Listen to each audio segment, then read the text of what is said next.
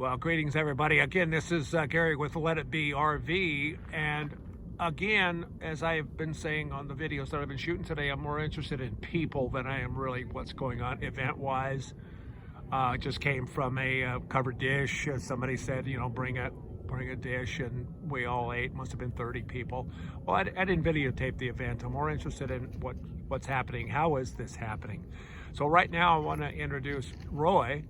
And Roy is the administrator for Boon Docking and Free Camping USA.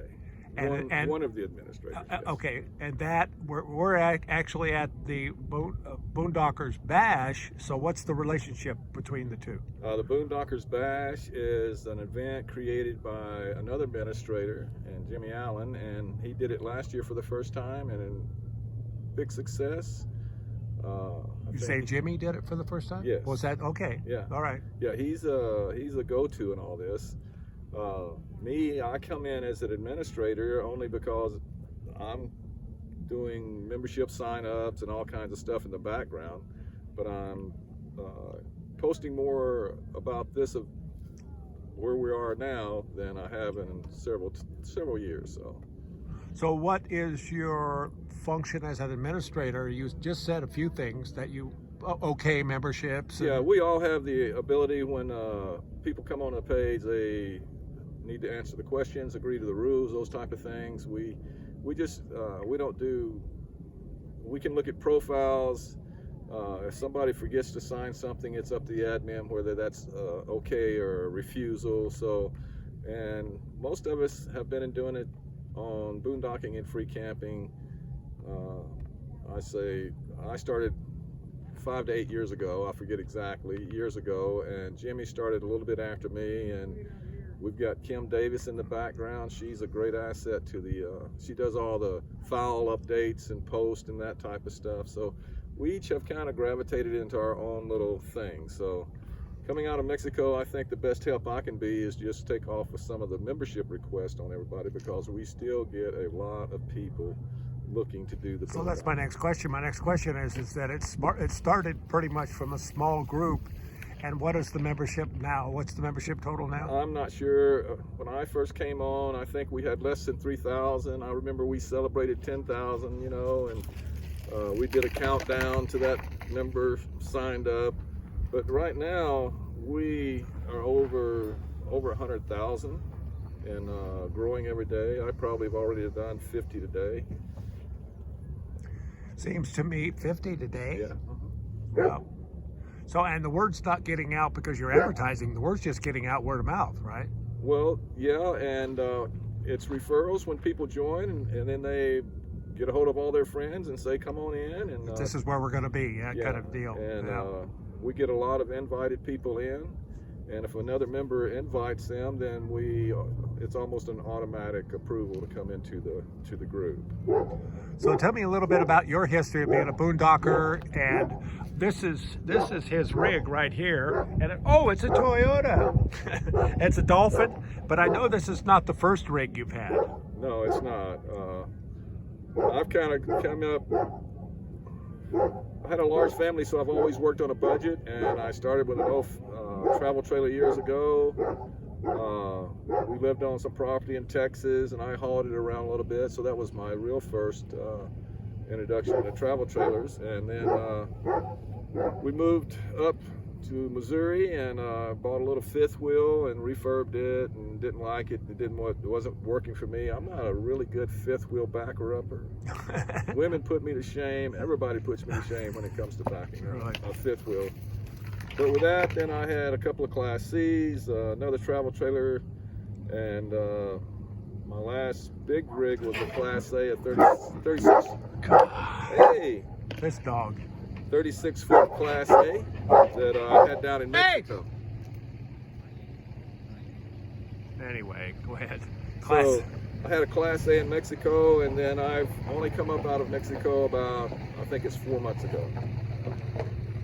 And that's where you lost all your ID. Yeah, well, that's another story, right? Yeah, that's a whole nother path. So okay, that question that I asked you about, do you get a sense of something happening in relation to the condition that our country is in, and all of a sudden you've got all these people that are wanting to kind of leave society and get off on their own. I mean, you got a thought Well, there? Minimalization has been going on for many years. People downsizing. That started with companies downsizing and everything that happened in the economy. So a lot of people were downsizing, and they found a little more sense of freedom. And then as they continued to get rid of their materialistic things, the more freedom they had. So I think that's the basic reason, where whatever circumstances get you to that point. And those could be so varied that each person's got their own individual story about what they're doing. And They could be retired social workers. They could be, I guess the best way I could explain it, Gary, would be they would be, and without a doubt, nomadic at heart, wanting to see what's over the next hill. Yeah, very good. Very good. That would be my lifeblood to those kind of people. So. That's very good. Yeah. So I survey people a lot and ask them questions, because the sociologist in me just really wants to know, because I mean, I'm out here. I've been out here for a year. Right. Okay. Yeah. And I'm loving it. A little scary sometimes, not knowing where you're going to go. But it's easy to meet people, and it's easy to figure out where you're going to go. Was it just Pat we were talking to, Yeah. that's the organizer, that Yeah. he's already 6 months out ahead of us? Yeah, that group called WIN, which is singles something, I don't know what it was, but yeah, they already have themselves outlined. Now I don't know if that's good or bad. I mean, I'm still.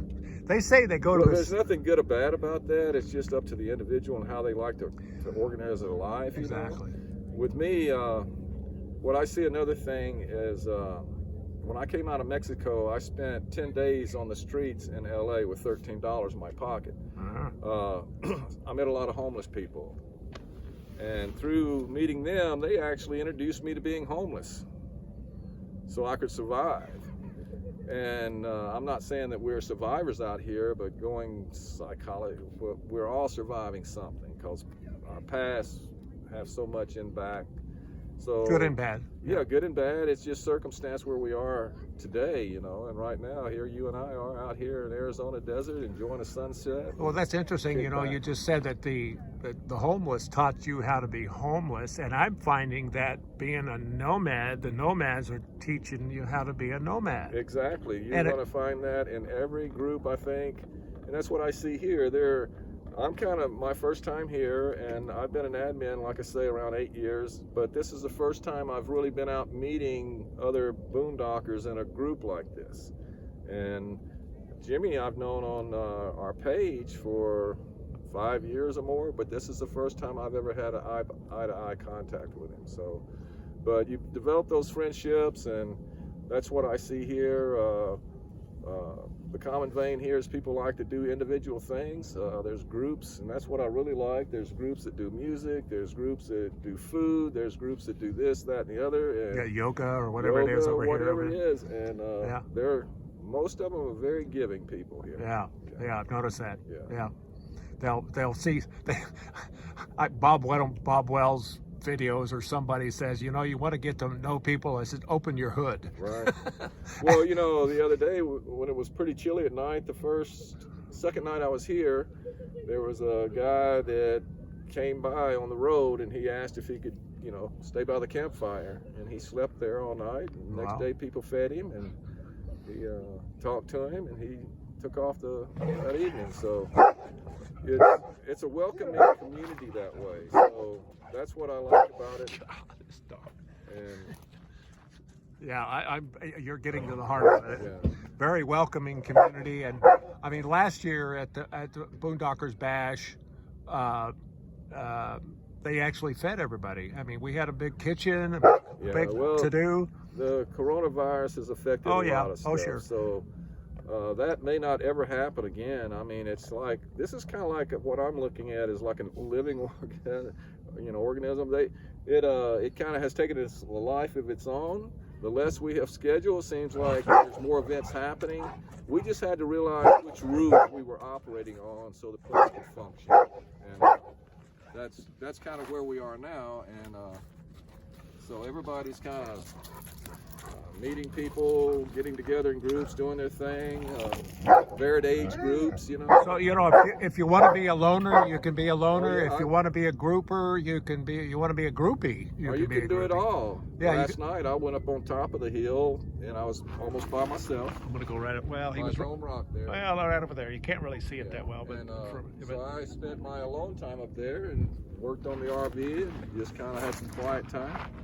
And then today I'm back out talking to people and seeing how everything's going. It's cool. Well, Roy, I want to say thank you for doing this with me, and you've got some good insights. And this message is for everybody out here: is that this kind of movement is really decentralized, and there is hardly any discussion of.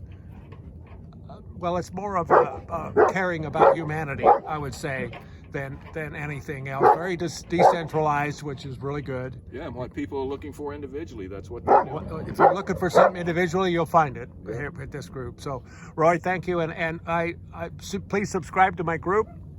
Hit the little bell, and boy, howdy, you'll know when I have some more interesting interviews. That's it.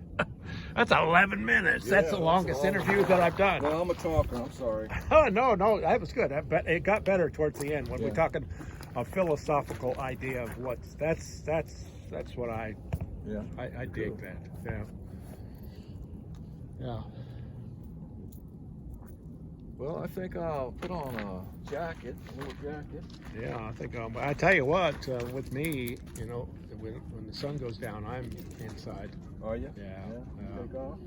Yeah. That's no problem.